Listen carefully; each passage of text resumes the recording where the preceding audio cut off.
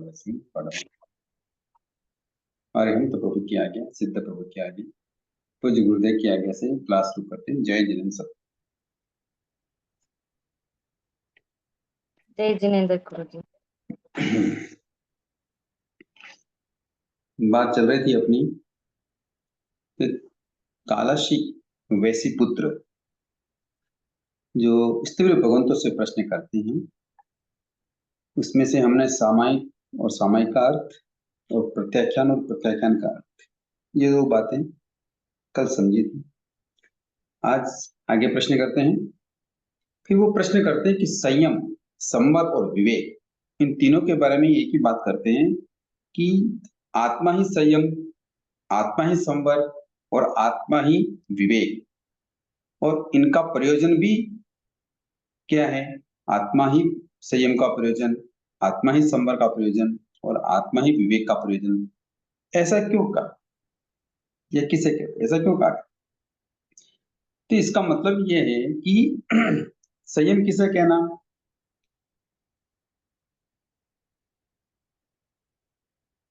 कि यानी आत्मा ही छह काय जीव की रक्षा रूप संयम है। आत्मा के द्वारा ही हम क्या करते हैं? संयम, छह काय जीव की रक्षा करते हैं। तो संयम में रही हुई आत्मा पापों से विरक्त रहती है। यहाँ यही संयम का प्रयोजन है, यानी आत्मा ही संयम है। क्यों? क्योंकि छह काय की रक्षा आत्मा के द्वारा ही की जाती है और रक्षा रूप जो कार्य होता है वह संयम है। और संयम में रही हुई जो आत्मा है वो पापों से विरत होती है, इसलिए उसका प्रयोजन भी क्या है? संयम। इसी प्रकार संवर के बारे में, यानी पांच इंद्रिय और मन को वश में रखना।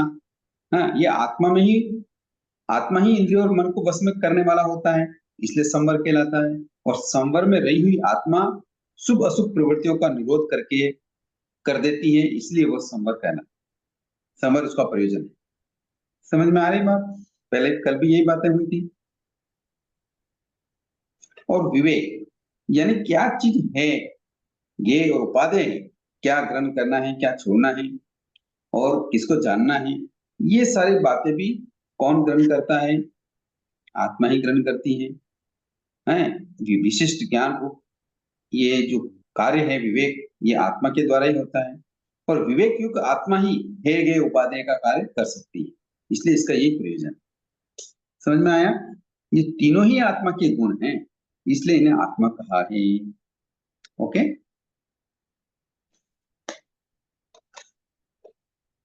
जी गुरु। ठीक है। अब एक और प्रश्न किया भगवान से, तो व्युत्सर्ग और व्युत्सर्ग, आत्मा ही व्युत्सर्ग है और आत्मा ही व्युत्सर्ग का प्रयोजन है, ऐसा क्यों कहा? यानी व्युत्सर्ग का मतलब होता है छोड़ना, यानी शरीर, उपद्दी, है, हम जहाँ रह रहे हैं वो गण, परिवार, आहार, पानी आदि के ममत्व का त्याग, ममत्व का त्याग आत्मा का गुण, इसलिए व्युत्सर्ग को भी आत्मा का है। और व्युत्सर्ग युग आत्मा विषयों में आसक्ति नहीं रखती है, उनको त्याग देती है, छोड़ देती है, इसलिए इसका प्रयोजन, आत्मा का प्रयोजन भी क्या बताया? विसर्ग बताया।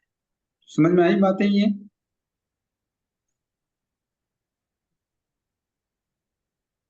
ठीक है ना? ये सारी बातें समझ में आ रही है?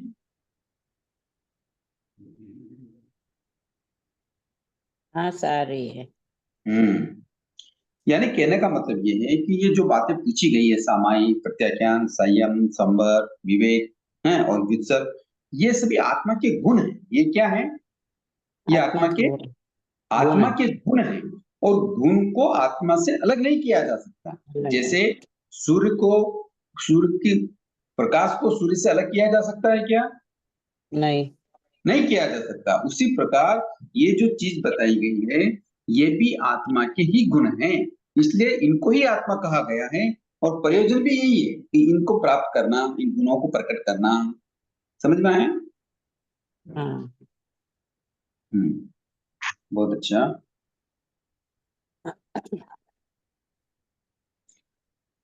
अब एक और प्रश्न करते हैं कालक्षेपी पुत्र कि हे स्त्री भगवंतों, यदि आत्मा ही सामायिक और प्रत्याख्यान, संयम, संवर, विवेक, विसर्ग आदि है, तो और इनका अर्थ भी यही है, तो फिर क्रोध मान माया लोभ का त्याग कर इनकी निंदा और करहा क्यों की जाती, ये प्रश्न किया स्त्री भगवंत। तो इसके उत्तर में स्त्री भगवंत कहते हैं कि स्त्री भगवंतों ने कहा कि संयम के लिए क्रोध आदि की निंदा और ग्रह करते हैं, सामायिक के लिए यानी प्रत्याख्यान के लिए, यानी संवर के लिए, विवेक के लिए, वो विसर्ग के लिए ही हम क्या करते हैं, निंदा और ग्रह करते हैं। समझ में आया? हाँ। ग्रह फिर का प्रश्न क्या? मतलब क्या है गुरुजी? हम्म, संयम का ग्रह, क्या बोल? ग्रह का मीनिंग क्या है? हाँ, निंदा और ग्रह, निंदा और ग्रह किसे कहते हैं कि अपने पापों को आत्मसाक्षी से बुरा समझना, ये तो है निंदा। ठीक है ना? हाँ हाँ गुरुजी। और गुरु की साक्षी से यानी गुरु के सामने उसकी निंदा करना, यह है ग्रह। ठीक है गुरुजी। ठीक है। तो फिर प्रश्न किया भगवान स्तुर भगवंतों से कि क्या निंदा या ग्रह संयम है या अग्रह संयम? तो इसके उत्तर में स्तुर भगवंत कहते हैं कि हे कालस्वेसी पुत्र, ग्रह संयम है किंतु अग्रह संयम नहीं। गर्रा सब दोषों का नाश करती है। आत्मा बाल भाव को जानकर गर्रा द्वारा सब दोषों का नाश करती है। इस तरह हमारे आत्मा संयम में स्थापित है, संयम में पुष्ट है और संयम में उपस्थित है। समझ में आया? इस प्रकार निंदा और गर्रा करने से क्या हो जाते हैं, आत्मा में स्थापित होते हैं, संयम पुष्ट बनता है और साधक संयम में उपस्थित होता है। ऐसा करके ऐसा करके यानी निंदा करने से पश्चाताप और वैराग्य उत्पन्न होता है, जिससे जीव सपक श्रेणी पर चढ़कर मोक्ष प्राप्त कर सकता है। और गर्रा से गर्व भंग होता है, नम्रता आती है, शुभ योगों की प्राप्ति होती है और कर्मों का क्षय होता है। समझ में आया बात? हाँ जी गुरुजी। इस प्रकार स्थिर भगवंतों की बातों को सुनकर गर्रा संयम है, क्योंकि गर्रा सब दोषों को दूर करती है और विवेक पूर्वक जानकर गुरु समक्ष उन पापों को कहने से राग द्वेष आदि समस्त पापों का नाश होता है। इस तरह आत्मा संयम में स्थापित होती है, संयम में पुष्ट होती है और संयम में उपस्थित रहती है।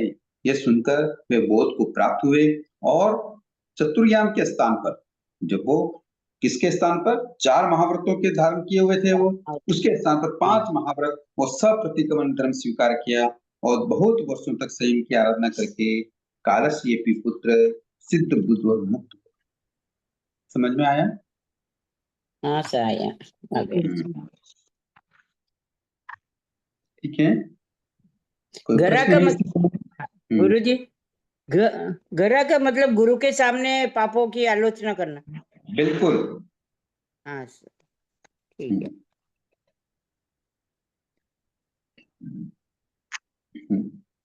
इससे संबंधित और कोई प्रश्न है? फिर एक नया ठोकरा शुरू होगा। अब नई बात आ रही है, अब नया हो रहा है, नया ठोकरा चल रहा है भगवती सूत्र के शतक उद्देशक 9 में कि अपच खान और क्रिया, इससे संबंधित ठोकरा चलेगा। इससे संबंधित प्रश्न किया जा रहा है कि हे भगवान, कोई सेठ हो, कोई दरिद्र हो, कोई कृपण हो और कोई राजा हो, क्षत्रिय हो, क्या इन सबके अप्रत्याख्यान क्रिया समान होती है? हम्म, अप्रत्याख्यान क्रिया का मतलब तो समझते होंगे आप। मतलब प्रत्याख्यान नहीं लिए हुए होते हैं। प्रत्याख्यान नहीं लिए हुए तो अप्रत्याख्यान क्रिया लगती है। ठीक है ना? हाँ सर। हाँ। ये तो सिंपल बात है। तो भगवान उत्तर देते हैं कि हाँ होता, ये जो भी सेठ हैं, दरिद्र हैं, कृपण हैं, राजा हैं, कोई भी, इन सबके अप्रत्याख्यान क्रिया समान होती है। फिर प्रश्न किया कि किस कारण से अप्रत्याख्यान क्रिया समान होती है, इसका क्या कारण है? तो भगवान फरमाते हैं, जब तक इच्छा नहीं छूटती तब तक राजा हो या रंग, अवृत की क्रिया सबको लगती है। समझ में आया? हाँ प्रत्याख्यान लेने मात्र से काम नहीं चल रहा है। प्रश्न का उत्तर क्या आया? जब तक जब तक इच्छा नहीं छूटती, यानी अवृत्ति पना नहीं आता, अवृत्ति के कारण ये सब प्रत्याख्यान क्रिया लग रही है, तो जब तक वीरतपना नहीं आता, मतलब प्रत्याख्यान ग्रहण नहीं करते, तब तक कोई भी हो, राजा हो या रंक हो, दरिद्र हो, सेठ हो, कोई भी हो, उन सबके अप्रत्याख्यान की क्रिया यानी अवृत्ति की क्रिया सबको बराबर लगती है। समझ में आया बात? हाँ गुरु जी। फिर प्रश्न किया भगवान से कि अहो भगवान, जो आधा कर्म दोष युक्त आहार आदि का उपयोग करता हुआ श्रवण निर्ग्रंथ क्या बांधता है, क्या करता है, और किसकी वृद्धि करता है, और किसका उपचय करता है? प्रश्न क्या किया कि आधा कर्म आहार आदि, या वो आधा कर्म आहार आदि शब्द से क्या होता है? आहार ले लो, वस्त्र ले लो, पात्र ले लो, मकान ले लो, ये सभी आधा कर्म हो, तो ऐसा करता हुआ श्रवण ग्रंथ क्या बांधता है, क्या करता है, और किसकी वृद्धि करता है, और किसका उपचय करता है? ये प्रश्न भगवान से किया। तो भगवान ने उत्तर फरमाया कि हे गौतम, अगर आधा कर्म दोष युक्त आहार आदि, वस्त्र, पात्र, मकान आदि कोई भी सेवन करता है, उपभोग करता है, तो वो करता हुआ श्रवण निर्ग्रंथ आयु कर्मों को छोड़कर शिथिल बंध से बंधी हुई 7 कर्म प्रकृतियों को दृढ़ रूप से बांधता है, यावत संसार में बार बार परिभ्रमण करता है। समझ में आया? हाँ सर। आधा कर्म किसे कहना? जिस साधु के लिए बनाया हुआ आहार वही साधु लेना। जिस साधु के लिए से बना बनाया हुआ हुआ आहार साधु के निमित्त से बनाएगा।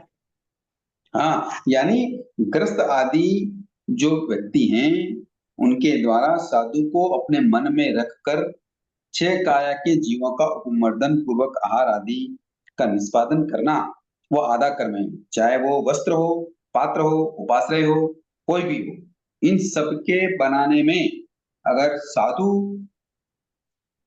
को अपने मन में रखा कि साधु के भी योग लगेगा, या साधु भी रहेंगे, या साधु भी लेंगे, ऐसा अगर हमने निष्पादन किया तो वो आधा कर्म कहलाता है। ठीक है? हाँ सर। तो ऐसा आहार, पानी, वस्त्र, पात्र और मकान अगर कोई साधु ग्रहण करता है, तो उसके आयुष कर्म को छोड़कर 7 कर्म प्रकृतियां अगर ढीली बंधी हुई है तो वो मजबूत बंध जाती है। समझ में आया? और संसार बार बार परिभ्रमण वो करते हैं। भगवान से फिर पूछा कि हे भगवान, इसका क्या कारण है, ऐसा क्यों होता है? तो भगवान ने उत्तर दिया कि हे गौतम, आधा कर्मी आहार आदि का उपयोग करता हुआ श्रवण निर्ग्रंथ अपने आधा कर्म का आत्मधर्म का अतिक्रमण कर, वो क्या कर जाता है? उसने जो प्रतिज्ञा ली थी, उसने क्या प्रतिज्ञा ली कि मैं 3 कर्म 3 योग से किसी भी जीव की हिंसा करूंगा नहीं, करवाऊंगा नहीं, करते हुए का अच्छा समझूंगा नहीं, मन से, वचन से, काया से, है ना? तो इस आत्म धर्म का वो क्या कर जाता है? उल्लंघन कर जाता है, अतिक्रमण कर जाता है। अपने आत्म धर्म का अतिक्रमण करता हुआ वह साधक पृथ्वी काय के जीवों से लेकर त्रस काय तक के जीवों की घात की परवाह नहीं करता है, और जिन जीवों के शरीर का भक्षण करता है उन जीवों पर वह अनुकंपा नहीं करता है, इसलिए वह संसार में बार बार परिभ्रमण करता है। आया समझ में? जी सर। यानी जो साधक ऐसा आहार लेता है तो उसको जीवों के प्रति किसी भी तरह की दया नहीं है। वो आहार कर रहा है, खा रहा है, तो उसको इतनी भी दया नहीं है, ये जीव जो मारे गए हैं ये मेरे निमित्त से मारे गए, उनको अनुकंपा नहीं रहती, दया नहीं रहती। इस कारण से उनके 7 कर्म बंध की जो प्रकृतियां हैं वो शिथिल अगर है तो घाड़ी घाड़ बंध जाती है, और संसार परिभ्रमण उनका बार बार होता है। समझ में आया बात? गुरु जी, श्रवण निर्ग्रंथ मतलब साधु जी, हाँ, तो वो आहार नहीं ले, आहार तो लेते हैं, वस्त्र लेते हैं, पात्र लेते हैं, लेते हैं, किंतु आधा कर्म, आधा कर्म शब्द जुड़ा नहीं है आगे, जी आधा हाँ, कर्म, आधा जी। कर्म का मतलब होता है कि साधुओं के निमित्त से बना हुआ या ओके। साधु को मन में रखकर बनाया हुआ, जी। वो आहार साधु नहीं ले सकते। ओके। साधु को हमारे पता घर नहीं में चले गुरुजी। वो विषय अलग हो गया, वो विषय अलग हो गया। हाँ मान लो अच्छा कोई साधु हमारे घर में आए और हाँ उन्हें पता लगा कि इस घर में जो आहार बना है, गवेषणा करते हैं, पूछताछ करते हैं, उनको पता लगा कि यहाँ आधा कर्मी दोष लग सकता है, आधा कर्मी आहार हो सकता है। तो उनको पता लगने के बावजूद भी अगर वो लेते हैं तो फिर भगवान कह रहे हैं कि वो बार बार संसार परिभ्रमण करेंगे। उनकी जो कर्म प्रकृति है, 7 कर्म प्रकृतियां अगर ढीली है तो वो गाढ़ी हो जाएगी। क्यों हो जाएगी, इसका जवाब देते हुए भगवान ने बताया। वो इसलिए हो जाएगी, उन्होंने जो आत्म धर्म स्वीकार किया था, उस आत्म धर्म से वो क्या हो जाते हैं, उसका वो अतिक्रमण कर जाते हैं, उसको वो भूल जाते हैं। और जिन पृथ्वीकाय आदि, त्रस्ताय आदि जीवों को वो भक्षण आहार कर रहे होते हैं, उनको ये पता नहीं है कि इनका भक्षण मेरे कारण से हुआ, इनका जो इन जीवों की जो घात हुई, इन जीवों का जो मरण हुआ है, वो मेरे कारण से हुआ है। ऐसा जानता हुआ भी वो आहार करता है, तो ऐसा साधक क्या करता है, संसार परिभ्रमण बार बार करता है। ठीक है, इसलिए साधुओं को निर्दोष आहार लेने की विधि बताई, निर्दोष वस्त्र लेने की विधि बताई, निर्दोष पात्र लेने की विधि बताई और निर्दोष स्थान में ही ठहरने की विधि बताई है। ये विधि आचरण सूत्र में बहुत विस्तार से है। ठीक है, जी। इसका मतलब क्या हुआ, इसका मतलब ये हुआ कि अगर साधु ऐसा लेता है तो उसको संसार परिभ्रमण बार बार करना पड़ता है। तो क्या हम ऐसा बनाए तो हमें कुछ नहीं पाप लगेगा? लगेगा नहीं काम लगेगा, बराबर ना। इसका मतलब ये होगा भगवान ने हमारे लिए भी निषेध किया हुआ है कि श्रावक को भी ऐसा दूषित आधा कर्मी आहार साधुओं को नहीं बेराना चाहिए।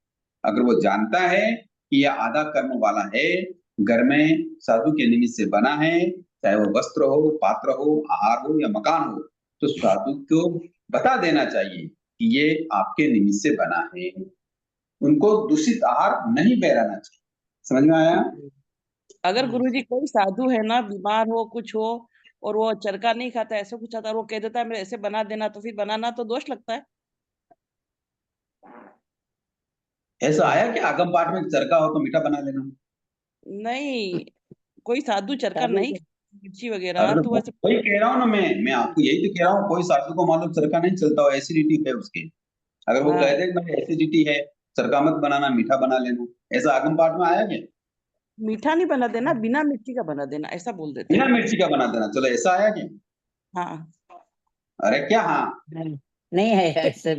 साधु के नहीं निमित्त से कुछ भी नहीं बना सकते। अरे उन्हीं को बोलने दीजिए, जो प्रश्न कर रहे हैं उन्हीं को जवाब देने दीजिए। मैं ऐसा कह रही हूँ, जैसे अभी अभी साधु भगवान विराजमान है यहाँ पे और उनमें कोई बीमार है और वो कह देते मेरे बिना मिर्ची का बना देना, तो क्या अपने को दोष लगता है क्या उसमें भी? अरे नहीं, अपनों को क्या, अरे वो ऐसा बता ही नहीं सकते। होता है, ऐसा हो रहा है, होता अभी। अरे फिर वही बात हो गई, होता है तो उसके लिए भगवान कुछ नहीं कह रहे। भगवान यहाँ क्या कह रहे हैं, तथा रूप श्रवण महान। अच्छा, तथा रूप का मतलब जो भगवान की आज्ञा में है, या भगवान ने जैसा श्रवण का स्वरूप बताया वैसे साधु हैं, उन साधुओं के लिए बात चल रही है। दूसरे साधु अगर कोई कह रहे हैं, कर रहे हैं, तो पहली बात तो वो साधु ही नहीं है। भेष पहनने से साधु थोड़ी होता है कोई। अच्छा, इसीलिए आगम के प्रश्नों पर जगह जगह क्या बताया, तथा रूप श्रवण। तथा रूप श्रवण का क्या मतलब होता है? जैसा भगवान ने बताया। हाँ, जैसा स्वरूप भगवान ने बताया वैसे श्रवण, उनके लिए चर्चा चल रही है। जी, अगर ऐसा कोई बोलता है तो पहली बात तो साधु ऐसा बोल नहीं सकता। अगर उनको चरका लग रहा है, उनका स्वास्थ्य ठीक नहीं है, चरका लग रहा है, एसिडिटी है, तो वो ना खाए ना। भोजन करना जरूरी है क्या? ठीक गुरुजी, जी गुरुजी, बोलो बोलो बोलो, उसका जवाब दो। जी गुरुजी। भोजन करना जरूरी है क्या? नहीं नहीं नहीं नहीं। अरे मानो जरूरी है, नहीं नहीं क्यों? वो इंसान ही है क्या वो? जरूरी है, भोजन करना जरूरी है। तो चरका मतलब सब्जी मत खाओ ना, रोटी खा लो, पानी से खा लो, छाछ से खा लो, दूध से खा लो, दही से खा लो, गुड़ से खा लो, शक्कर से खा लो। साधु न- जी के तो दोनों हाथ में लड्डू है। अगर आहार मिल जाए तो खा ले, नहीं खा ले तो उपवास कर ले। ये नहीं विधि नहीं, मानो कभी नहीं, ऐसा नहीं, कभी मान लो उपवास नहीं होता है कि जरूरी थोड़ी सभी साधु उपवास कर सके मतलब जैसा। ये एक हाँ, बात बता रही हूँ कि अरे मार अरे वो ठीक है, आप जो कह रहे हैं वो सही है, किंतु ऐसा नहीं बोल सकते कि मेरे हाँ, स्वास्थ्य ठीक वो नहीं नहीं है, बोल सकते कि आप स्थिति उपवास है, ही करो, तो आप मेरा पर बिना जो मिर्ची के नियम बना से देना, ऐसा नहीं। जो जैसा मिल रहा है नहीं, उसमें आवश्यकता अनुसार चलाए उनके। हाँ जैसा उनको स्वास्थ्य अनुकूल आहार हो वो खा ले, मिल ले, हाँ, हो जाएगा उनका काम। पेट भरना है ना, मुंह में सही। थोड़ी स्वाद लेना है। भूंगड़े खा ले, भूंगड़े मिल जाते हैं, फुली मिल जाती है, खाकरे मिल जाते हैं, है ना, उसमें तो कोई चरकापन नहीं है ना। जी साविका सही जी, गुरु जी। जी गुरु जी जी तो क्या बिल्कुल। अपन को बना के देना, मान लो महाराज ने ऐसा बोला तो आप बना हाँ के देते हो? आगम में विधान ही नहीं है। अरे उनको बोलने दो ना। हाँ, जी गुरु जी गुरु जी क्या जी गुरु जी? देते हैं गुरु जी यही कह रही हूँ, हाँ देते हैं। तो नहीं देना, अच्छा नहीं देना। अच्छा हाँ, उनको कहो माँ सती जी, आपको अगर चरका नहीं चलता है तो आप बिना मिर्ची की दूसरी चीज है उनसे आहार कर लो, छाछ से अच्छा कर लो, दूध से कर लो, गुड़ से कर लो, है ना, जी रोटी ही जी तो खानी है। अब ध्यान रखेंगे गुरु जी। हाँ हाँ हाँ, अगर उनके कोई दवाई लानी हो, अगर वो कहे नहीं मैं दवाई के बिना नहीं रह सकती हूँ, मुझे दवाई की जरूरत है, तो उनको बता दो कि ये दवाई प्रायश्चित का कारण है, बताओ क्या, वो तो जानते ही, फिर प्रायश्चित ले लेंगे। किंतु आहार बना के लेना ये सही नहीं है। जी ठीक है। जी गुरु जी। तो गुरुजी यहाँ पर उनको अतिथि समझकर भी नहीं देना गुरुजी। अरे देखो, अतिथि का क्या मतलब हुआ, क्या मतलब समझेंगे? जिनका आने का कोई तिथि नियमित नहीं हो वो अतिथि बोल देना अरे गुरुजी। देखो, ऐसी ऐसी ऐसी व्याख्या ना करें, वो साधु हैं और हाँ साधु ही हैं, और साधु को किस रीति से आहार पानी देना चाहिए इसका उल्लेख भी है, उसी तरीके से देना चाहिए। अगर कोई साधु कई बार छद्मस्त के कारण, स्वास्थ्य की अनुकूलता प्रतिकूलता के कारण अगर नियमों से बाहर जा रहा, तो अपन उनको समझा सकते हैं कि आप ऐसा ना करें, आप बहुत उच्च कुल के हैं, आपने जो संयम धारण किया है उससे आपको, आप कर्मों की निर्जरा करके मोक्ष जाने के मार्ग पर बढ़े हैं, आप ऐसा पाप न करें, आप ऐसा ना करें। आप और भी कोई कंडीशन है तो उस तरीके से आप आहार ले लो, यूं कर लो, वो कर लो, किंतु आप ऐसा ना कहें कि आप मेरे लिए बिना मिर्ची की सब्जी बना देना, ऐसा नहीं बोल सकते। तो उनको प्रेम से, विवेक से बताया जा सकता है। कई बार नहीं मानते हैं, आपका अवसर नहीं होता है बोलने का, तो आप चुप रहो, जरूरी थोड़ी बोलना। ठीक है गुरुजी, गुरुजी। अपन भाव तो रख सकते ना कि गुरु महाराज आए तो कुछ खाना रखे तो खाली नहीं जाएंगे, वैसे तो भाव रख सकते ना अपन गुरुजी। अरे ये बात क्या हो रही है, आप बात क्या करने लगे, तो ऐसी भावना रखने की कौन मना कर रहा है? हाँ, क्योंकि महाराज साहब है सामने स्थानक है, तो अपन थोड़ी भावना रखते ना कि तो भी रखेंगे तो महाराज साहब खाली नहीं जाएगा, वो तो रख सकते ना। अरे कौन सी भावना रखेंगे आप? गोचरी बहराएंगे। उनके लिए आहार बना देंगे? हार तो अपने घर में जो बनाएंगे वही बहराएंगे। तो पर फिर इसमें तो मना कहाँ कर रहे? तो ये तो बात ही नहीं चल रही है, आप कहाँ बात करने लगे? तो भावना तो रखनी ही चाहिए, बात चल रही है। उन बहन जी ने क्या प्रश्न किया कि कोई महाराज साहब बीमार हो, अगर वो कहे कि मेरे मिर्ची की सब्जी नहीं चलती है, बिना मिर्ची की सब्जी बना देना, तो ये कर सकते हैं क्या? नहीं नहीं, वो नहीं कर सकते। तो बात वही चल रही है, आप वो बात करने लग गए, ऐसा नहीं। अरे भावना नहीं रखेंगे तो कौन रखेगा? श्रावक भावना उत्पन्न भावना भाते ही है। श्रावक का 12वां अनुव्रत तो यही है ना, अतिथि संविभाग। तो ऐसा तो करना ही चाहिए। जो बात चल रही है कि ऐसा साधु के निमित्त से आधा कर्म बनाना चाहिए क्या, ये बात चल रही है। तो ऐसा नहीं करना चाहिए, चाहे सामने घर हो या पीछे घर हो या दूर घर हो, ऐसा तो नहीं करना चाहिए। ठीक है। हाँ गुरुजी। ऐसा करके अगर मान लो आप ऐसा करते हैं, आप यूं सोचते हैं मेरा घर तो स्थानक के सामने है, मेरे को सारी सुविधाएं देनी पड़ती हैं, या हमारा साहब हमारे घर से अपेक्षाएं रखते हैं, ऐसा करके आपने खुद ने भगवान की आज्ञा का उल्लंघन कर दिया।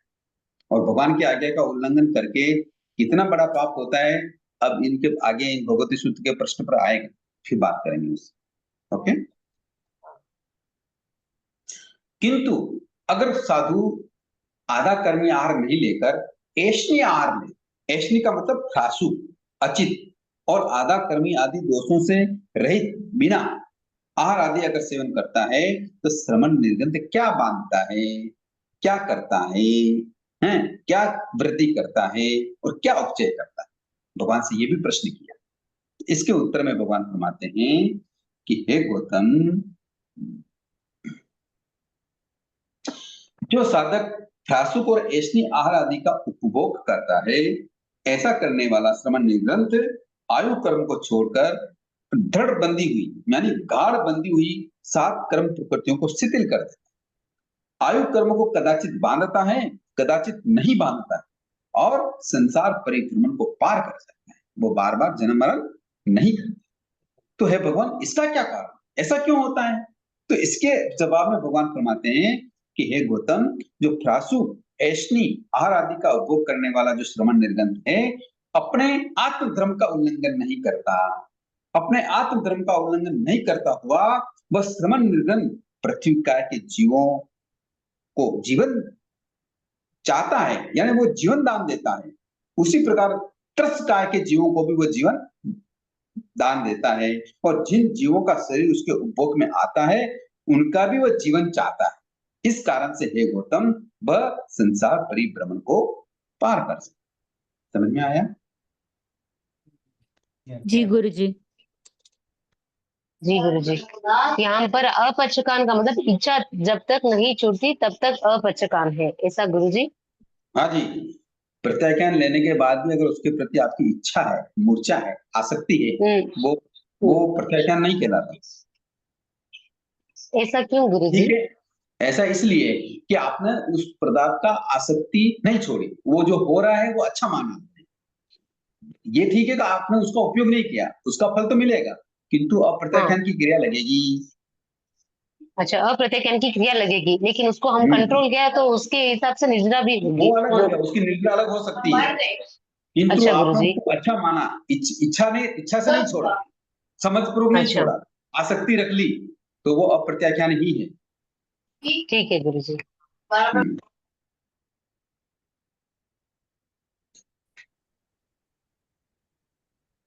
ठीक है।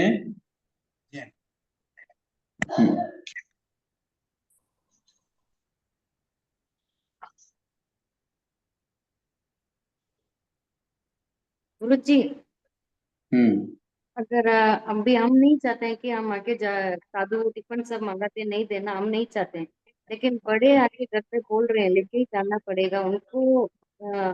वो गुस्सा दिला के हम उनके उपरांत नहीं जा सकते ना, वो जो बोलते हैं वैसे करना पड़ता है। तो ऐसे सिचुएशन में क्या करना चाहिए? नहीं, आप तो अगर किसी के अधीन हैं, किसी की आज्ञा का पालन कर रहे हैं, तो इसमें तो फिर कोई बात नहीं है। आप आप दूसरों के लिए भी तो खाना बना ही रहे हैं, उसका पाप भी आपको ही लग रहा है। जो घर में पिताजी है, दादाजी है, माताजी है, पुत्र है, बहू है, बेटे हैं, सबके लिए खाना बनाते हैं ना, हाँ हाँ, तो इसका पाप किसको लगता है? हमको ही लगता है। तो फिर नहीं, अभी अब तो किसी महाराज बड़ों साहब ने बात आके नहीं। कह दिया है, बड़ों ने आके घर पे कह दिया है कि एक टिप्पण बना देना, आपने बना दिया, बात खत्म हो गई। आपके मन में, आप समझदार हो, आप जान रहे हो ये चीज ऐसी ऐसी नहीं है, अवसर भी नहीं है कहने का, कह भी नहीं सकते। अगर अवसर हो कह सकते हो तो मना करो, नहीं ऐसा मत करो, आप मार सको, जहाँ मिलती है वहां से दिला दो। फिर भी वो अगर अवसर नहीं है आपको कहने का, और पिताजी हो, पति हो, कोई भी आपको कह रहा है, तो आप बना दो। ठीक है गुरुजी, घर में लेकिन लड़ाई मन में झगड़ा नहीं स्वभाव होना नहीं चाहिए, है हमारा घर देने में का, तो कचाई नहीं हमारे होनी मन। चाहिए, लड़ाई झगड़े नहीं होने चाहिए। आप हाँ, अपनी किसी की आज्ञा के अधीन हैं, इसलिए आप ऐसा कर रहे हैं, तो ठीक है। ओके ऐसा गुरुजी, ओके। ऐसा ही सक्षम है, अब कुछ नहीं कर सकते हम। यूं तो कोई भी कहेगा कि आज मैं संसार में क्यों हूं, बरोबर, हाँ। नहीं होता तो अच्छा रहता, अरे नहीं रहता अच्छा रहता, नहीं हूं क्यों हूं, वो सब ठीक है, क्योंकि सक्षम ऐसा ही है, हमारा कर्म ऐसा ही है।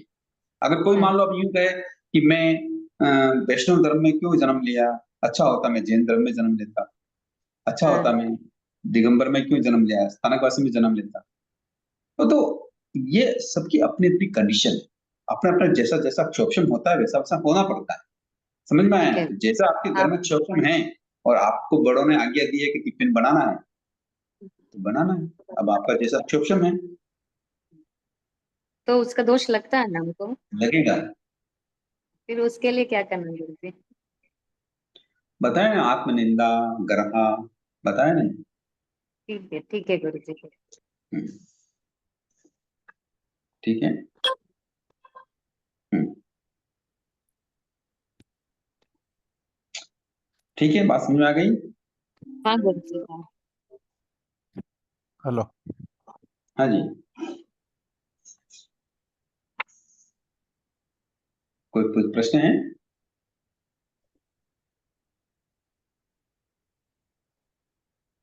अब एक प्रश्न और आता है, एक प्रश्न दार्शनिक प्रश्न है। अन्य तीर्थी जो लोग होते हैं उनके प्रश्न है कि अन्य तीर्थियों ने एक प्रश्न किया, वो कैसे किया?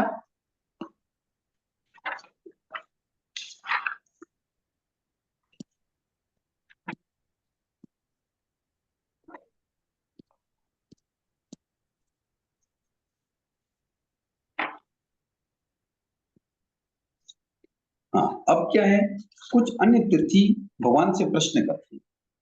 क्या प्रश्न करते हैं? गौतम स्वामी अन्य तीर्थियों के मार्फत से एक प्रश्न करते हैं भगवान से कि हे भगवान, अन्य तीर्थियों की मान्यता है कि दो परमाणु एक साथ नहीं चिपकते। देखो, ये थोड़ा जटिल विषय आ गया, इसको थोड़ा सा बारीकी से समझेंगे तो हमें समझ में आ जाए। और अगर मान लो नहीं समझ में आ रहा है तो ज्यादा जोर देने की जरूरत नहीं, क्योंकि दूसरे अगर चीजें आपको याद मालूम है तभी ये चीज को समझ पाते हैं। फिर भी मैं बहुत सरलता से आपको बात समझाऊंगा तो आपके समझ में आ जाएगी, है ना। तो जो अन्य तीर्थी हैं, जो भगवान के दर्शन से अन्य अन्य धारणा रखते हैं, ऐसे अन्य तीर्थी कहते हैं कि दो परमाणु एक साथ नहीं चिपकते क्योंकि उनमें चिकनापन नहीं है, किंतु तीन परमाणु और चार परमाणु में चिकनापन है, इसलिए वे चिपकते हैं। इस विषय में जैन दर्शन की क्या मान्यता है? ठीक है ना, ऐसा प्रश्न कर रहे हैं। ठीक है, ये प्रश्न बुक में नहीं है, आप बुक से मत बोलना, भी मैं दूसरी बात कर रहा हूं। बुक वाला मैटर भी अपन लेंगे, ठीक है। ठीक है, ठीक है गुरु। हाँ। इसके जवाब में भगवान फरमाते हैं कि जैन दर्शन के अनुसार परमाणु में भी स्निग्ध गुण होता है, अर्थात उसमें जुड़ने की शक्ति है, इसलिए दो परमाणु भी चिपक सकते हैं। यदि तीन चार आदि परमाणु मिल सकते हैं तो दो परमाणु भी मिल सकते हैं। परमाणु भगवान की ये धारणा है, भगवान ने ऐसा अपने ज्ञान में देखा। ठीक है, जी गुरु जी। ठीक गुरु। समझ में आ गई ये बात? हाँ हाँ, हाँ गुरु जी। भगवान से फिर प्रश्न किया। गौतम स्वामी ने कहा कि हे भगवान, अन्य तीर्थियों के अनुसार तीन परमाणु के दो या तीन विभाग किए जा सकते हैं। तो दो भाग हो तो एक आधा और एक डेढ़ डेढ़ हो जाएगा, इसको समझाना पड़ेगा। ठीक है ना, देखो मैं समझा। पहला प्रश्न क्या किया? पहला प्रश्न ये किया कि हे भगवान, अन्य तीर्थी ऐसा कहते हैं कि दो परमाणु, जैसे मान लो एक परमाणु ये है और एक परमाणु ये दो परमाणु है ना। अन्य तीर्थी यूं कह रहे हैं कि ये दोनों परमाणु एक साथ नहीं चिपक सकते, यानी पास पास में ऐसे नहीं चिपक सकते। हाँ ऐसा गौतम स्वामी भगवान को प्रश्न कर रहे हैं कि अन्य तीर्थी ऐसा कहते हैं कि जो दो परमाणु हैं वो दो परमाणु नहीं चिपकते हैं, क्योंकि इनमें क्या नहीं है? चिकनापन नहीं है। क्या कह रहे हैं वो? चिकनापन नहीं है। चिकनापन नहीं है। ये बात कौन कह रहे हैं? अन्य तीर्थी कह रहे हैं। तो भगवान से प्रश्न करते हैं कि प्रभु, कि अन्य तीर्थी ये बात कह रहे हैं कि ये दो जो परमाणु हैं वो एक साथ चिपक नहीं सकते, क्योंकि उनमें चिकनापन नहीं होता, किंतु तीन परमाणु चार परमाणु में चिकनापन है, इसलिए वे चिपक सकते हैं। वो क्या कह रहे हैं? तीन परमाणु ले लो है? या चार परमाणु ले लो,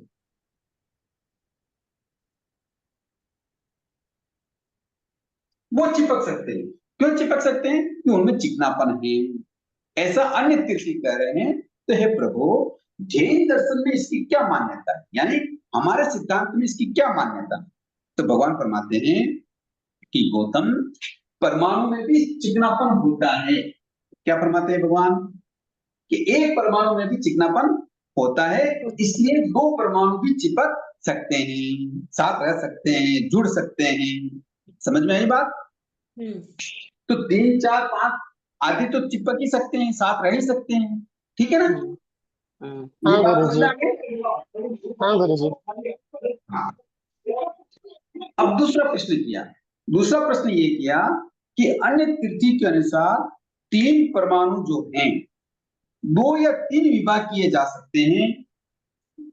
वो यूं कह रहे हैं कि जो 3 परमाणु अगर कोई है साथ में, जैसे मान लो ये 3 परमाणु साथ में चिपके हुए हैं ना, तो अन्य तृतीयों कहते हैं कि इनके 2 विभाग भी हो सकते हैं और 3 विभाग भी हो सकते हैं।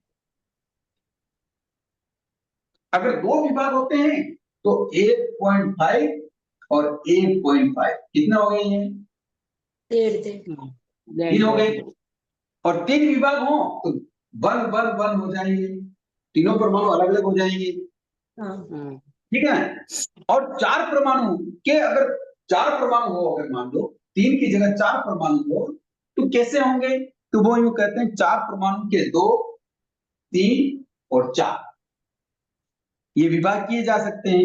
इस विषय में भगवान आप क्या फरमाते हैं? इसके उत्तर में भगवान कह रहे हैं कि हे गौतम, कि अपने सिद्धांत के अनुसार, मेरे सिद्धांत के अनुसार उद्गल के 2 विभाग न हो सके उसे परमाणु कहते हैं। यानी अगर परमाणु किसी का कहा तो एक परमाणु का तो कोई विभाग नहीं होता, ठीक है? नहीं होता। इसलिए 3 परमाणु के आधा आधा विभाग नहीं हो सकता। अगर 3 परमाणु को 2 भागों में विभक्त करें तो 1.5 विभाग नहीं हो सकते। अन्य तृतीयकों के अनुसार जब 1.5 परमाणु में सिग्ध गुण हो सकता है तो एक परमाणु में सिग्ध गुण क्यों नहीं हो सकता? अतः ये प्रमाणित होता है कि 2 परमाणु मिल सकते हैं। सर्वज्ञों के वचनों में एक रूपता है, अविरुद्धता होती है। यानी कि अगर 3 परमाणु है तो 1.5 नहीं हो सकता। 3 परमाणु है, 2 टुकड़े होंगे तो 2 एक परमाणु आएंगे और एक आएगा, ऐसे टुकड़े हो सकते हैं, या फिर एक हो सकता है, किंतु आधा नहीं हो सकता।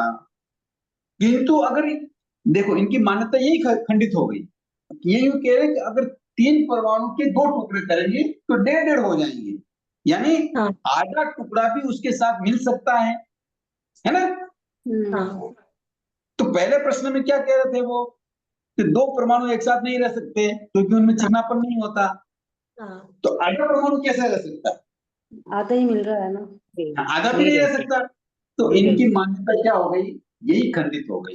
तो भगवान कह रहे हैं कि 3 परमाणु के अगर 2 टुकड़े करेंगे तो या तो 2 एक साथ रहेंगे या एक साथ रहेगा, या फिर सिंगल 3 रहेंगे। इस प्रकार इनके विभाग होते हैं।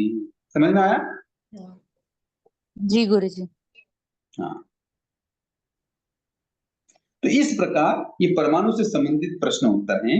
इसमें फिर वापस 4 परमाणु, 5 परमाणु, आगे आगे इसी तरह से प्रश्न किए गए। ठीक है।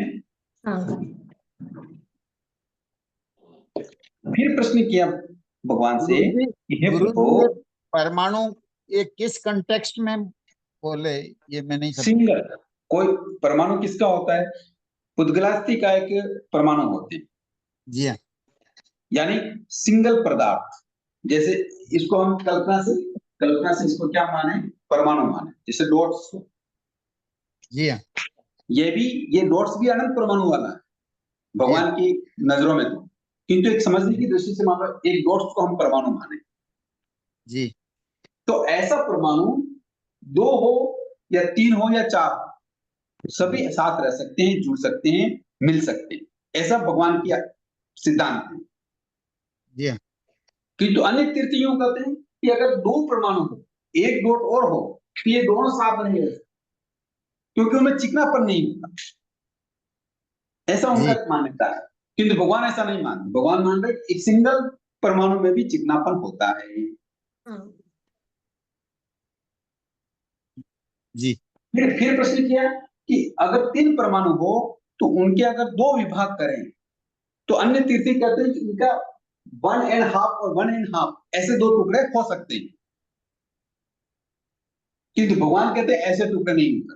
परमाणु को कभी भी खंडित नहीं किया जा सकता, उसके 2 विभाग नहीं कर सकते।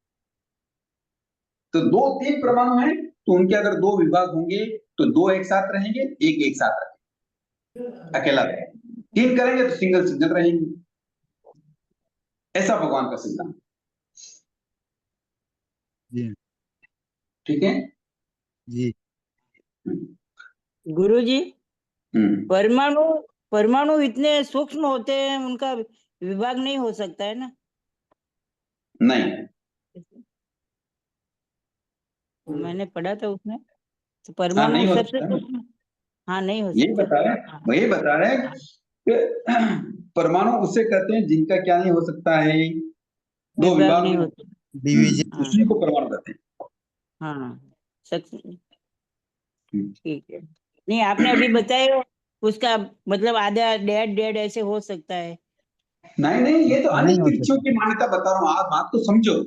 अन्य अच्छा, तिथियों अन्य में चीज, अगर 3 परमाणु एक साथ हो तो उनके 2 हाँ विभाग हो सकते हैं। हाँ, ये बात अन्य तीर्थी कह रहे हैं, भगवान अन्य नहीं कह रहे। चीज की है। ये हाँ प्रश्न किया ठीक जा है। रहा है भगवान से। हाँ ठीक है। ठीक है सर। देखो बात को समझना, उल्टी बात मत पकड़ लेना। हाँ? नहीं, फिर प्रश्न किया भगवान से कि हे भगवान, अन्य तृतीय ऐसा कहते हैं कि एक जीव एक समय में 2 आयुष्य बांधता है, इस भव का और पर भव का।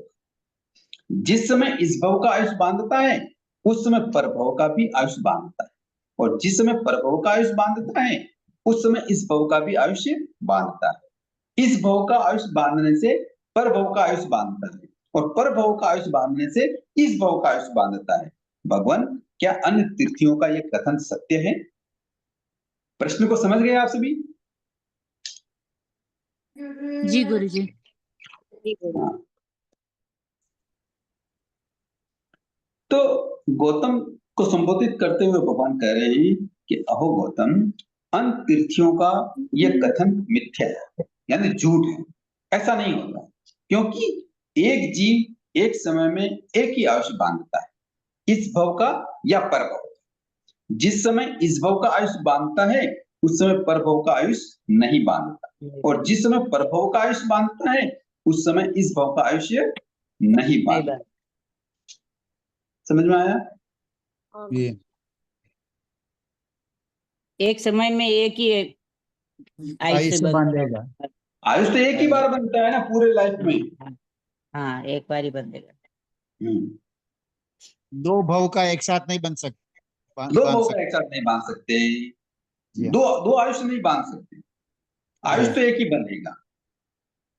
अब उनका यूं सोचना है कि जैसे मान लो अभी हम मनुष्य में हैं, मनुष्य का आयु तो हम भोग ही रहे हैं, और मान लो अन्य गतियों का आयुष हमें अभी बांध रहे हैं। वो नहीं हो सकता। वो नहीं हो सकता। यानी अगर परभव का आयु बंधा है तो एक समय में एक ही आयु बंधे, 2 आयु एक साथ नहीं बन सकती। ठीक है। जी हाँ। हाँ, एक प्रश्न और करते हैं। भगवान से कह रहे हैं कि प्रभु, अन्य तीर्थी इस तरह कहते हैं कि जो चल रहा है वह चला नहीं कर रहा, यावत जो निर्जिन हो रहा है वह निर्जिन नहीं कर रहा। यह क्या बात सत्य है? इसकी चर्चा हमने भगवती सूत्र से शुरू किया था। शतक हाँ, पहला उद्देश्य पहले में चल माने चलिए से संबंधित ये प्रश्न वापस आया, वो कर ली है। तो इसके उत्तर में भगवान कह रहे हैं कि हे गौतम, यह बात भी मिथ्या है। ऐसा मैं कहता हूं कि जो चल रहा है उसे चला कहना चाहिए, यावत जो निर्जीर्ण हो रहा है उसे निर्जरित हो चुका ऐसा कहना चाहिए। समझ गए? वो ये क्यों कहना चाहिए, ये बात मैंने समझाई थी पहले। हाँ, जी गुरुजी। समझ में आया? हाँ सर। जी गुरुजी। हम्म।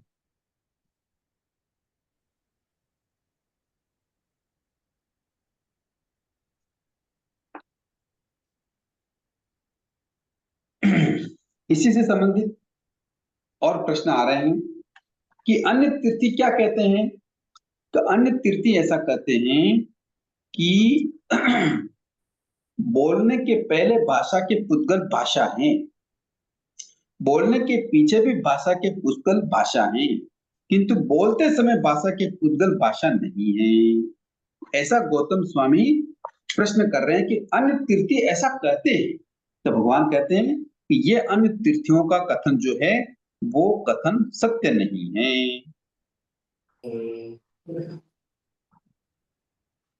क्यों सत्य नहीं है? इसके लिए उत्तर देते हैं भगवान कि अन्य तीर्थी क्या कहते हैं कि वे कहते हैं कि बोलने के पहले भाषा है, क्योंकि मन के भावों को व्यक्त करने के लिए भाषा का प्रयोग किया जाता जी है। दूसरा बात क्या कह रहे हैं कि बोलते समय भाषा नहीं है, क्योंकि वर्तमान समय अत्यंत सूक्ष्म है, इसलिए पूरा पद नहीं बोला जा सकता। तीसरी बात क्या कह रहे हैं अन्य तीर्थी कि बोलने के पश्चात भाषा है, क्योंकि श्रोता को अर्थ का बोध होता है। ठीक है, ये तीन बातें अन्य तीर्थियों के संबंधित हैं। इसके उत्तर में भगवान कह रहे हैं कि जो बोली जा रही है वही भाषा है, अर्थात वचन योग से भाषा वर्गना के जो पुद्गल शब्द निकलते हैं वह भाषा है। समझ में आया? बोलने के पहले भाषा वर्गना काय योग मात्र ग्रहण की जाती है, इसलिए वह भाषा नहीं हो सकती। ठीक है, और बोलने के बाद भाषा वर्गना का निस्सरण निकलना रुक जाता है, इसलिए वह भी भाषा नहीं हो सकती। यदि मन के भावों को व्यक्त करने के लिए ही भाषा का प्रयोग होता तो बेंद्रिय आदि असंगीत जीवों के में भाषा घटित नहीं होती। मन के भाव और अर्थ का बोध मति ज्ञानावरण कर्म के क्षोभन का विषय है, न कि भाषा का। इसलिए अन्य तीर्थियों का यह कथन मिथ्या है। ये बात समझ में आई आप सबको को? नहीं गुरुजी। नहीं आई? हाँ, देखो अन्य तीर्थी ये मानते हैं, पहले क्या मानते हैं वो यूं कहते हैं कि बोलने के पहले भाषा है, क्योंकि मन के भावों को व्यक्त करने के लिए भाषा का प्रयोग किया जाता है। अगर कोई भाषा हम बोल नहीं रहे हैं, किंतु बोलने से पहले जो पुद्गल हम ग्रहण कर रहे हैं उसको भी वो भाषा मानते हैं। समझ में आई? पहला उनका प्रश्न समझ में आया? कि नहीं आया? हमने नहीं आया। देखो अन्य तीर्थी क्या मानते हैं कि जो बोली नहीं बोली जा रही है उसके पहले भी वो भाषा है, ऐसा मान रहे हैं। अब बात समझ में आई?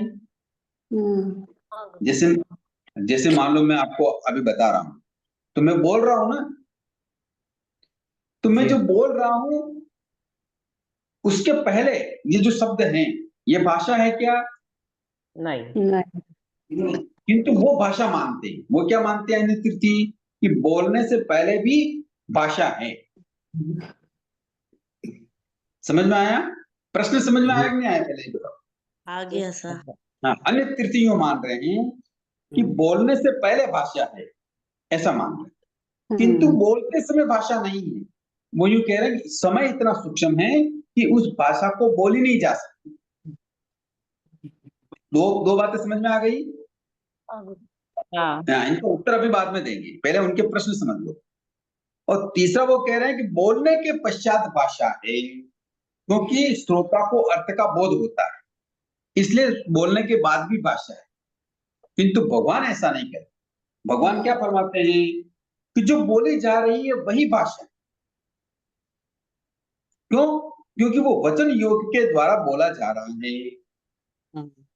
समझ में आया? जी हाँ। और बोलने के पहले भाषा वर्गना काया योग का मात्र ग्रहण करता है। जैसे मान लो मुझे आपको कुछ बताना है, तो जो बोलना है तो काया से मैंने उन वर्गनाओं को ग्रहण किया, किंतु अभी वचन युग से मैंने बोला नहीं। अगर बोलूंगा तो भाषा है, भगवान का ऐसा सिद्धांत। किंतु बोलने से पहले मैंने उन वर्गनाओं को जो ग्रहण किया वो भाषा नहीं। वो भाषा नहीं है। ठीक है? हाँ सर। और बोलने के बाद भी भाषा क्या हो जाती है? इनका निकलना रुक जाता है, इसलिए भाषा नहीं हो सकती। किंतु मैंने आपको जो बोला और मैंने तो बोल दिया भाषा, है ना? किंतु जी। उसके बाद आपने उसको मीनिंग को समझा। वो मीनिंग भाषा नहीं है, बोलते भाषा हुए ही भाषा है, भगवान का कहना ये है। समझ में आया? जी। हाँ जी राइट। गुरु जी। हाँ गुरुजी। हम्म। बोलने के पहले और बोलने के बाद भाषा नहीं है, बोलते भाषा समय ही भाषा है, क्योंकि वचन वचन योग चल रहा है। जब तक वचन योग चलेगा तभी भाषा है। वचन योग भाषा जैसे ही बंद हुआ उसके बाद भाषा खत्म, और वचन योग शुरू नहीं हुआ उसके पहले भी भाषा नहीं। ठीक है, अब समझ में आ गई बात? जी हाँ। जी गुरु जी। तरह से जी गुरुजी। तो इस तरीके से भगवान से प्रश्नोत्तर चल रहे हैं। अन्य तीर्थों के अभी कुछ प्रश्न और हैं। ठीक है, ये 2-3 प्रश्न और हैं, तो वो 2-3 प्रश्न अपन कल करेंगे। और इसी के साथ ये भगवती सूत्र का फोगड़े की पहली पुस्तक खत्म हो जाए। ठीक है, अच्छी बात। जी हाँ। जी गुरु जी। 2-3 प्रश्न और हैं, भाषा से अलावा 2-3 प्रश्न क्रिया संबंधी हैं, और कर्म संबंधी सुख दुख की क्रिया संबंधी और हैं प्रश्न, ये हम कल करेंगे। कोई प्रश्न हो तो करिए। बातें समझ में आ रही है ना धीरे धीरे? आ रही है सर। हाँ जी गुरु गुरुजी। गुरुजी वो आयुष्य का एक बार और समझाइए ना, इस भव क्या? का और परभव का। वो पेशेंट एक समय में दो आयुष्य, वो थोड़ा समझाइए ना। देखो अभी अभी अपन जैसे हैं, तो अभी हमारा मान लो आयुष का बंध हो रहा है, तो वो आयुष का बंध किसका होगा? इस भव का होगा, प्रभव का होगा? परभव का होगा गुरुजी। इस प्रभु का तो होगा। बस भगवान ये कह रहे हैं कि एक समय में एक ही आयुष का बंध होता है। किंतु अन्य हाँ तीर्थी गुरुजी। क्या कह रहे हैं? अन्य तीर्थी क्या कह रहे हैं कि एक एक समय समय में में दो आयुष का बंध दो होता है, आयुष्य। इस भव का भी होता है और प्रभव का भी होता है। हम्म। तो भगवान ऐसा नहीं कहते। भगवान क्या कह रहे हैं? एक समय में एक ही आयुष का बंध होता है, दो आयुष का बंध नहीं होता। नहीं होगा। ठीक है। हाँ गुरुजी।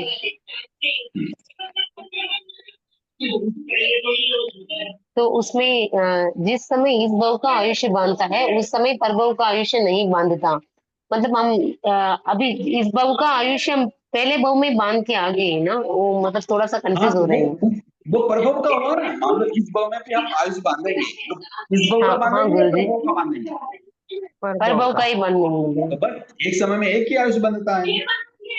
अच्छा ठीक है गुरुजी। हाँ। गुरुजी ऐसा ग्रॉस डिफरेंस कैसे है? ये आवाज बंद करो जरा। हाँ, अब बोलो। ये ऐसा ग्रॉस डिफरेंस कैसे है दोनों थॉट्स में? किसमें?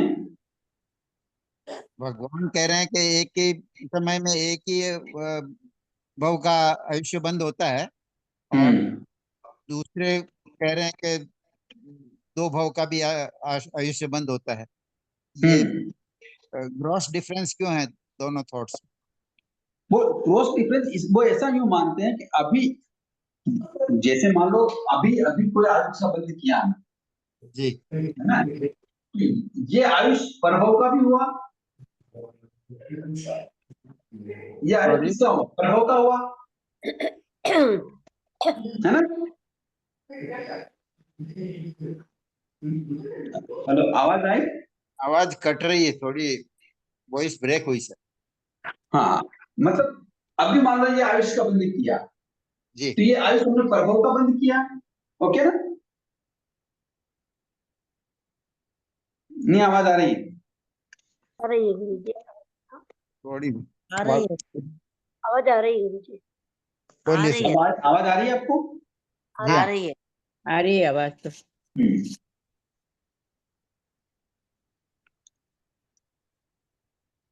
तो और वे कह रहे हैं कि जैसे मतलब अनेक तिथियों कह रहे हैं कि इस भव में जो आयुष बंधा है वो भी पर भव का ही है, तो हम उसको इस भव का भी आयुष मान सकते हैं। अच्छा। समझ में आया? जी। समझ में आया? जी हाँ। किंतु ऐसा होता नहीं है, क्योंकि आयुष बंध के जो अध्यवसाय हैं वो परस्पर परस्पर क्या है? एक दूसरे के विरुद्ध है। जैसे मान लो कोई व्यक्ति नारकी का आयुष बांध रहा है, जी। तो नारकी के आयुष बंध के अध्यवसाय होंगे उसके, महापरिग्रह, महाआरंभ, पंचेंद्र जीवों की हिंसा है, और मद्य मांस का सेवन, जी है ना, ऐसे अध्यवसाय होंगे। जी तो फिर नारकी का बंध होगा। जी किंतु ऐसे अध्यवसाय होने पर देवता का आयुष बंध हो सकता है क्या? नहीं नहीं हो सकता। तिरंज का हो सकता है क्या? नहीं नहीं हो मनुष्य का हो सकता है क्या? नहीं नहीं हो होगा। यानी एक समय में जैसे अध्यवसाय होंगे उसी भव का आयुष बंधेगा। ऐसे बनेगा। एक अध्यवसाय में दो भवों का आयुष नहीं बन सकता, ऐसा भगवान को मानते हैं।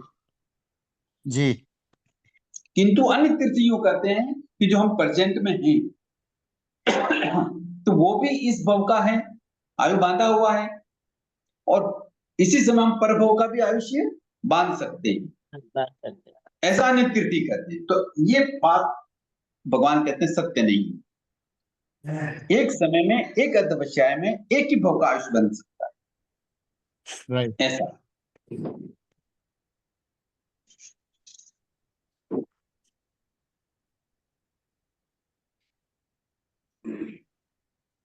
ठीक है, अगर ऐसा होने लग जाए कि जी एक समय में दो आयुष बंधने लग जाए, तो फिर हमारी ये धार्मिक क्रियाएं नष्ट हो जाएगी, इसका कोई मीनिंग नहीं रहेगा,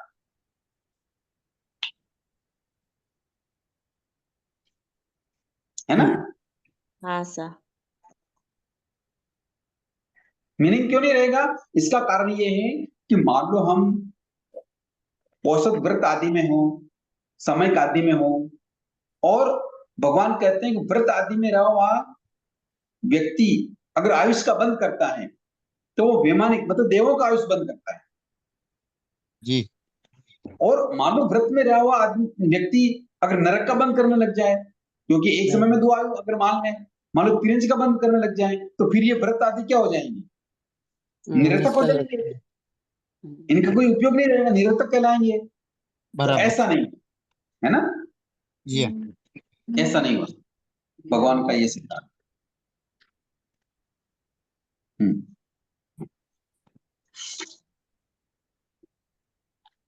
मतलब और फिर वो ये बात तो स्पष्ट है कि भगवान की थॉट ये है, और अन्य की थॉट डिफरेंट है, पर ये डिफरेंस ऐसा ग्रॉस डिफरेंस क्यों है, ऐसा मेरा पूछना था।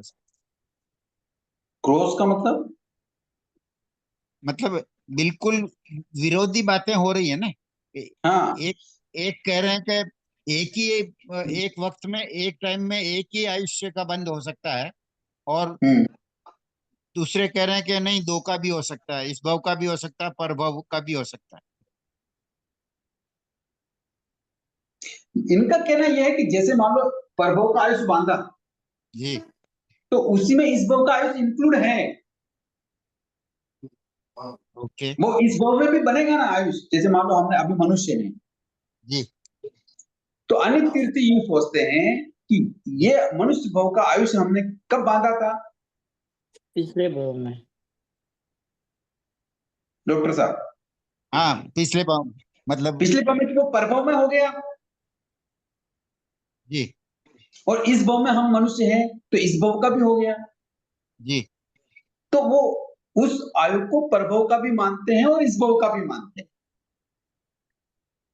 अच्छा, नहीं, पिछले भव का जब आयुष्य पूरा हुआ तब इस भव का बांधा होगा ना सर?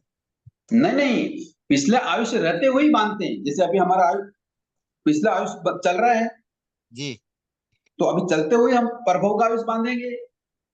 ओके तो उनका सोचना ये है कि इस भाव में रहते हुए हम प्रभव का आयुष बांधा, बरोबर, ओके किंतु ये प्रभव का आयुष इस भाव का भी तो होगा ना। इस भाव का मतलब जैसे मान लो कोई तिरंच प्राणी जी मनुष्य आयु का बंद कर रहा है, जी तो तिरंच आयु वाला प्राणी मनुष्य आयु का बंद कर रहा है, तो तिरंच गति में तो वो प्रभव हो गया। जी और जैसे ही मनुष्य बना तो इस भाव का हो गया। ओके तो ऐसा वो मानते हैं। भगवान कहते हैं ऐसा नहीं। जी। हम्म, थोड़ा और कंफ्यूजन है ये। नहीं, कंफ्यूजन नहीं है। तो अपने को तो भगवान के जो थॉट है और वाणी है वो ही मानना है। हाँ, मानना तो वो ठीक है, मतलब कुछ अलग से जिज्ञासा रह गई हो, इसको बात समझ में नहीं आई हो, तो आगम निकालते हैं, फिर आगम को देखते हैं, आगम में क्या बात बताइए। देखिए ना भाषा से अगर गुरुजी, बात को समझ में नहीं आ रही है तो एक बार देखिए ना गुरुजी, यहाँ पे 2 लाइन समझ में नहीं आ रहा है। जिस समय इस भव का आयुष्य बांधता है उस समय परभव का आयुष्य नहीं बांधता, और जिस समय परभव का आयुष्य बांधता है उस समय इस भव का आयुष्य नहीं बांधता। ये थोड़ा सा हाँ, तो कंफ्यूज ठीक है। लग रहा है बस। अरे ये तो ठीक है ना, इसलिए तो भगवान के सिद्धांत है, ये तो ठीक है, इसमें क्या दिक्कत है, ये तो सही है। किंतु अन्य तीर्थीय मानते हैं कि इस भाव में हम एक समय में 2 आयुष्य बांधते हैं, मतलब परभव का भी और इस भव का भी। जिस समय इस भव का आयुष बांधता है उसमें परभव का भी आयुष बांधता है, और जिस समय परभव का आयुष बांधता है उस समय इस भव का भी आयुष बांधता है। यानी इस भव का आयुष बांधने से परभव का आयुष बांधता है, और प्रभव का आयुष बांधने से इस भव का आयुष बांधता है। भगवान से प्रश्न किया कि भगवान क्या ये अन्य तीर्थियों का कथन सत्य है, तो भगवान कहते नहीं, ये कथन मिथ्या है। जी। अब ये क्यों है? आगम देख लेते हैं, आगम में क्या बात है, ठीक है।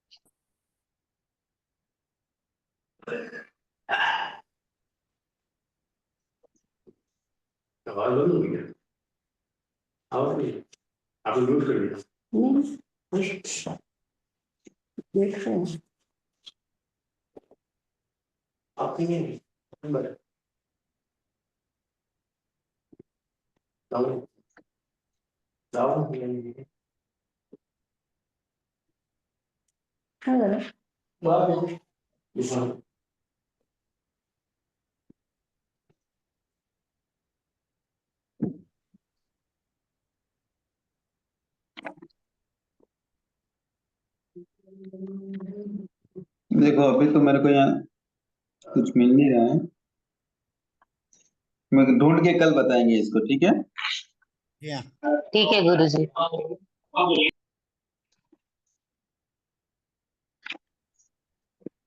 ये ढूंढ के कल दिखा देंगे, बता देंगे आगम के पृष्ठ पे कहाँ आया है। बाकी बात क्लियर हो गई। अन्य तीर्थी क्या सोचते हैं कि हम जो अभी आयुष का बंद कर रहे हैं वो हमारे परभव का हुआ, किंतु परभव में जैसे ही हम जन्म लेंगे तो वो इस भव का भी तो कहलाएगा ना।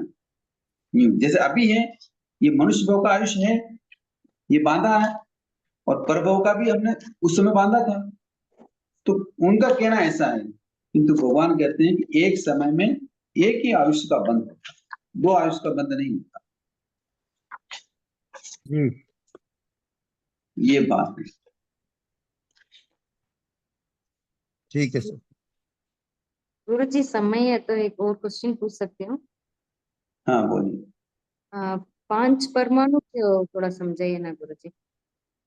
4 परमाणु समझाए, 5वां परमाणु उसके बारे में थोड़ा समझाइए। क्या समझना 5 परमाणुओं के बारे में? वही चीज है। नहीं, वो स्कंद के साथ वो है ना, वो थोड़ा समझ हाँ, में नहीं। अब वो यूं कहते हैं, अनित तिथि क्या कहते हैं कि 5 परमाणु के स्वभाव में ही स्कंद बन सकते हैं, और शाश्वत दुख रूप परिणित होते हैं, मतलब कर्म रूप में परिणित होते हैं। वह वृद्धि और हानि अर्थात कर्म किए बिना किए ही होता है। मतलब क्या है कि 5 परमाणु के संबंध में जो अन्य तीर्थियों की प्रोपना है वो यूं कह रहे हैं कि स्वभाव से ही 5 परमाणु मिलकर कर्म स्कंद बन जाते हैं। वो यूं कह रहे हैं, कौन कह रहे हैं ये बात? अन्य तीर्थ। अन्य तीर्थी कह रहे हैं। और वो कह रहे हैं कि 5 परमाणु वृद्धि को, हानि को और कर्म रूप बिना किए ही होता है। मतलब वृद्धि और हानि सहित होता है और दुख रूप कर्म जो है बिना किए ही होता है। कहने का मतलब नहीं समझ में आया? थोड़ा नहीं गुरुजी, वृद्धि क्या मतलब इससे समझ वृद्धि का मतलब कर्म की वृद्धि, हानि का मतलब कर्म की हानि, ठीक है ना? ऐसा हाँ। ऐसा वो 5 परमाणु मिलकर बिना बिना किए ही होता है। मतलब बिना कर्म किए ही ऐसा होता है। एक बार पहले एक बात समझो, 5 परमाणु, वो 5 परमाणु के स्वभाव में क्या है कि वो कर्म स्कंद बन जाते हैं। ये उसके अन्य तीर्थी ऐसा कह रहे हैं। ठीक है, पहला प्रश्न समझो, फिर दूसरा प्रश्न समझ में आ जाए। ठीक है। 5 परमाणु के संबंध में अन्य तीर्थी क्या कह रहे हैं कि वो कहते हैं कि स्वभाव से ही 5 परमाणु मिलकर कर्म स्कंद बन जाते हैं और शाश्वत दुख रूप परिणित होते हैं। अब समझ में आया है प्रश्न? हाँ गुरुजी। और यही 5 परमाणु कर्म रूप में जब परिणित होते हैं तो उसमें वृद्धि और हानि होती है, अर्थात कर्म बिना किए ही होता है। समझ में आया? अब हाँ हाँ गुरुजी, कर्म किए बिना ही उनको हानि और वृद्धि होती है। वृद्धि होती है। अब उनका ये प्रश्न है, अब इसके उत्तर में भगवान फरमा रहे हैं कि 5 प्रदेशी स्कंद भी परिणित होता है, इसलिए ये अशाश्वत है। सर्वज्ञ वचनानुसार 5 प्रदेशी स्कंद भी परिणित होता है ना? इसलिए वह अशाश्वत है। ये क्या कह रहे हैं? ये शाश्वत है। दूसरा, 5 प्रदेशी स्कंद कर्म रूप परिणित नहीं होता, क्योंकि कर्म रूप परिणित होने की शक्ति सिर्फ अनंत प्रदेशी स्कंद में होती है। समझ में आया? हाँ हम कोई भी कर्म बांधेंगे तो उसके प्रदेश कितने होंगे? अनंत होंगे। अनंत होंगे। अब ये 5 प्रदेश में ही कर्म बंध की बात कर रहे हैं। तो 5 प्रदेशी में नहीं होता है, अनंत प्रदेशी में ही कर्म का बंध हाँ, होता है। कर्म तो अनंत प्रदेशी ही बंधते हैं। जितने भी कर्म बंधेंगे वो अनंत प्रदेशी वाले ही होते हैं। समझ में आया? हाँ हाँ गुरुजी। हाँ और ये दुख की और ये जो कर्म की मतलब वृद्धि और हानि जो होती है ना, वो दुख स्वभाव से नहीं किंतु क्रिया करने से उत्पन्न होती है। यदि ऐसा न हो तो सांसारिक प्राणियों के सुख दुख में अंतर नहीं रहेगा। समझ में आया? हाँ समझ में आया कि नहीं आया? कि हाँ कर दिया ऐसे ही? समझ में आया। हेलो। हम्म। कहने का मतलब क्रियाओं के डिफरेंस से ही सुख या दुख मिलता है। हाँ, यही बात कह रहे हैं। वो यूं कह रहे हैं कि परमाणु के मिल जाने से कर्म स्कंद बन जाते हैं और वो कर्म स्कंद शाश्वत दो रूप में परिणित होते हैं। भगवान ऐसा नहीं कह रहे, शाश्वत नहीं कहते, क्योंकि अशाश्वत है, वो परिणित होते रहते हैं। और पहली बात। दूसरी बात कह रहे हैं भगवान कि 5 प्रदेशी स्कंद का कर्म रूप में परिणित होता ही नहीं, क्योंकि कर्म स्कंद जब भी बनते हैं तो वो अनंत प्रदेशी ही होते हैं और कर्म भी परिणमनशील होते हैं, इसलिए वो अशाश्वत हैं। कर्म शाश्वत नहीं, है ना? जी गुरुजी। कर्म तो सही करते। हाँ, सही किया जा सकता है, वृद्धि की जा सकती है, हानि की जा सकती है, नष्ट किए जा सकते हैं, इसलिए वो शाश्वत नहीं है, अशाश्वत। हाँ ये नियतिवाद को मानते हैं अन्य तीर्थी इसलिए। नहीं, नियतिवाद अलग हो गया। देखो, आपका प्रश्न अलग हो गया है। नियतिवाद तो अलग हो, नियति का मतलब ये होता है कि होना है जो होके रहेगा। हो रहा है वो हो जाएगा। ये तो नियति थी, अब दूसरों को दोष देने से क्या फायदा, ऐसा। को नहीं मान रहे ना, इसीलिए ऐसा। ठीक है। ठीक है गुरु जी, धन्यवाद। बाबा धन्यवाद सर। जय जिनेन्द्र सर। हाँ जय जिनेन्द्र, बहुत बहुत धन्यवाद, आभार। भगवान की वाणी की आभार सर, जय जिनेन्द्र सर। हमेशा मिले। बहुत बहुत आभार जय सर। जिनेन्द्र। जय जिनेन्द्र सर, बहुत बहुत धन्यवाद। जय जिनेन्द्र, जय जिनेन्द्र गुरु जी। जय जिनेन्द्र, जय जिनेन्द्र।